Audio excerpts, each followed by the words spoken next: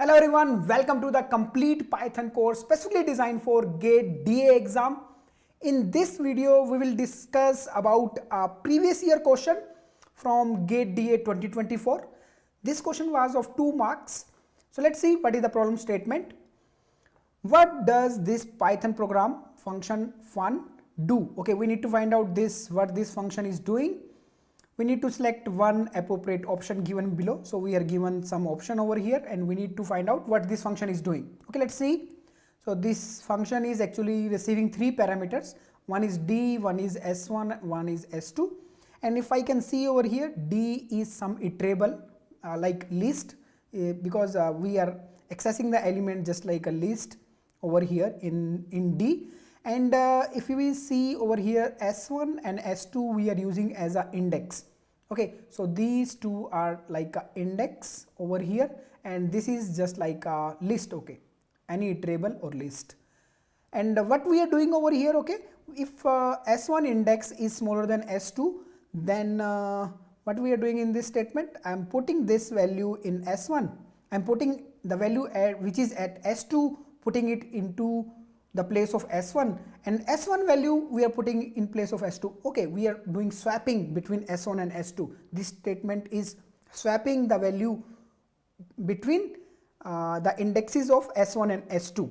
Okay, fine. And here we are calling this function recursively again, passing the list as it is, incrementing this index and decrementing this index.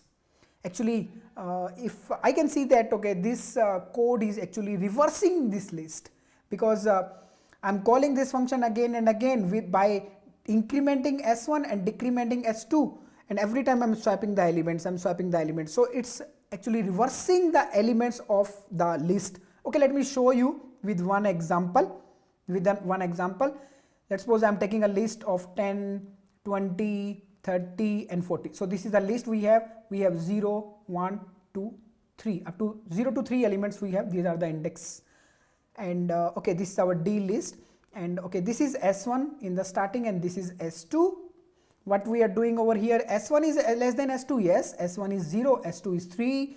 We are swapping the element between S1 and S2. So we are swapping this element with this. This is 40 and this is 10 now. After that we are incrementing S1 and decrementing S2. So this will become S1 and this will become S2. Again we will call this function and again we will do swapping. So this element will swap with this element, and after that, okay, S1 will reach over here and S2 will reach over here. So S1 will be bigger than S2, so we will not go inside and we will go back. So that's it. Actually you can see that we have reversed the list. Earlier the list was 10, 20, 30, 40. Now the list is 40, 30, 20 and 10. And if you will check out the option over here, then C is the right option. It is showing that, okay, it reverses the list D between the indexes S1 and S2 both inclusive. Yes, this reversing this list between the indexes S1 and S2 both inclusive. Let me check out other option also. What first option is saying, it find the smallest element in D. It's not finding smallest element in D. From index S1 to S2 both inclusive. No, it's not finding the smallest element. It perform, B option, let me check. It perform a merge sort in place. It's not performing merge sort. It's totally different from this concept. We will discuss merge sort in very detail in DSA section. D option, let me check. It swap the element in D at index S1 and S2. Yes, it's swapping the element. It's swapping the element between S1 and S2 and leaves the remaining element unchanged. No, it's swapping all the elements. It's not just swapping any 2 elements. It's swapping all the elements. So this is also wrong. So C is the right answer over here. Okay. Yes, C is the right answer.